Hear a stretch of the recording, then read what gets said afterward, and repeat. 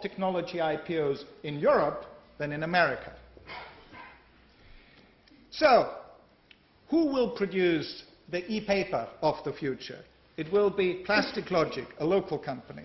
Who will bring wireless broadband to our mobile phones? It will be a company called Icera in Bristol, which will be one of the next billion-dollar companies. Who will have the lowest cost organic solar cells, where the cost will be so low that it will compete with the existing electricity supply? And who will produce real disruption with electric motors to provide serial hybrids? These are 4 billion-dollar companies that will shortly appear here in Europe, and these are only the ones that I'm involved in. Thank you very much.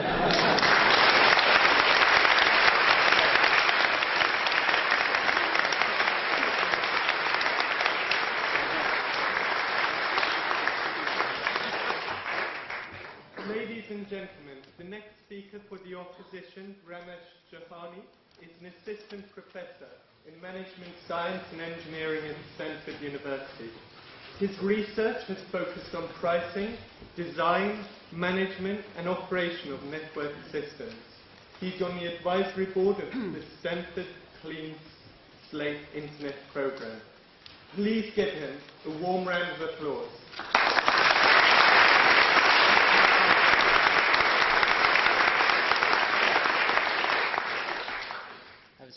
I'm moved, actually. I was told during dinner that the union is also a charitable organization, and I initially had thought to make my donation to the union, but in light of Herman's speech, I feel that it's important to, make a donation to the next billion-dollar company that Europe will start. So I'm actually hoping that this begins a collection on our side of the table. I think it's important, of course, to understand that this isn't worth what it was 2 months ago when this debate was announced, but I hope that the gesture is still appreciated.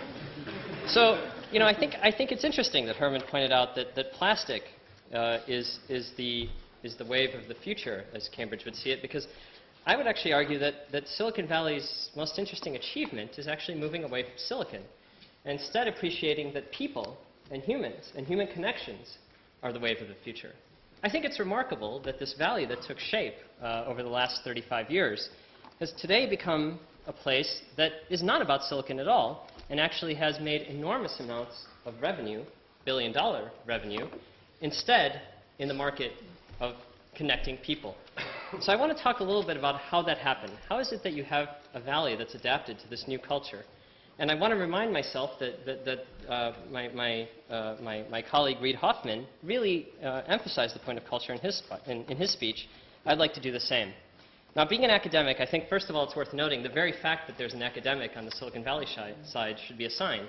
It's a sign of the connection that I think Silicon Valley has between academia and industry, and in particular that's kind of what I'd like to emphasize. So the first thing I think is that in the academic culture around Silicon Valley and in the US more generally, but particularly around Stanford and Berkeley, there is inherently a notion of creativity and I think almost rebellion actually among the students. This can sometimes get the best of the faculty, of which I am one. You often find your students asking you for example, leave during final exams because they need to go start a company.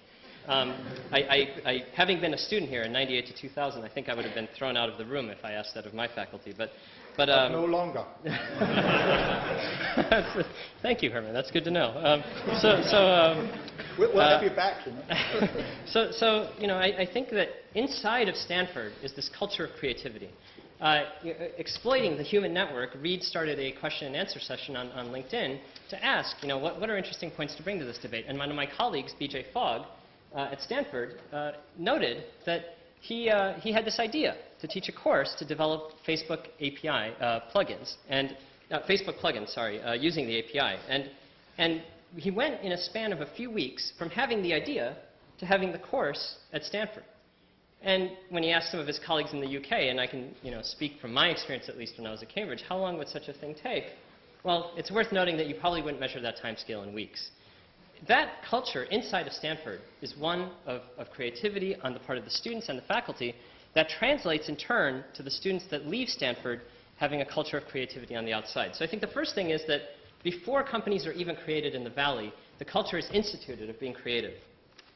The next thing to note is that once you move out into the valley, what is the relationship between Stanford and the rest of the valley? Well, I did do a bit of research. I guess Bill wasn't the only one who brought some numbers to the table. Cambridge actually had 240 million pounds of outside research contributions last year. And again, that number was smaller when translated dollars 2 months ago when I first looked this up. But still, I think I'll be able to make my point.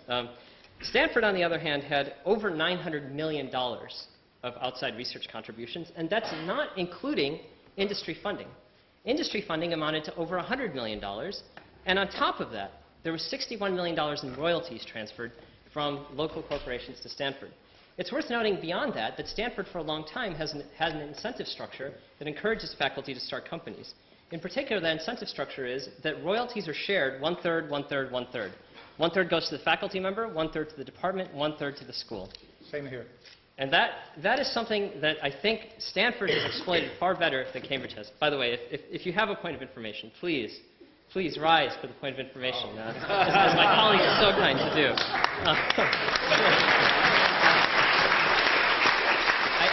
I don't take the point of information now. I think one thing I'd like to emphasize then again is that, that Stanford, really its history has been built around this collegiality. We joke at Stanford, as you mentioned, on the board of the Clean Slate Internet program. If you want to reinvent the Internet at Stanford, the way you do it is you form a technical advisory board, you get an executive director, and you basically go raise funding, just as you would if you were starting a company. I think that really says more than I could about the structure of collaboration with industry. So in closing, I actually have 5 words that I'd like to bring. Sun, Google, HP, Yahoo, and Cisco. And I could mention more. And you may think the reason I'm mentioning these is because of their close connection to Stanford in the way that they were started. But that's not why. It's actually because moving forward, one thing that Stanford has is a closed loop between industry and academia. And these are all companies that not only had close connections when they were started, but maintained close connections after they were started. And in particular, one thing that Silicon Valley has, I think, more than any other place in the world, is this culture where industry feeds back on the creativity that begat industry in the first place. And I think, there's this old overused truism that fortune favors the prepared. In that sense, I think that Stanford has built this tradition of preparing its students and the community around to make sure that you're prepared when opportunity arrives. Thank you.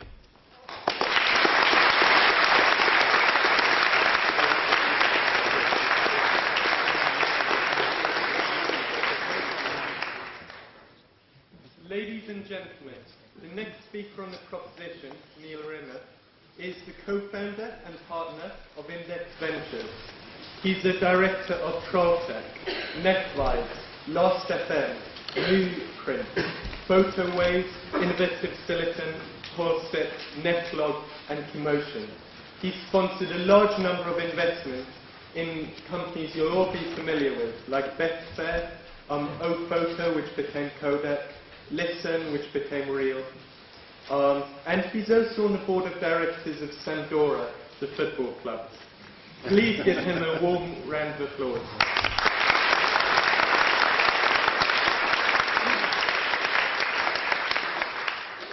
Thank you. Let me start by apologizing for my unfortunate accent, which you may think I've assumed to be better understood by our opponents. But actually,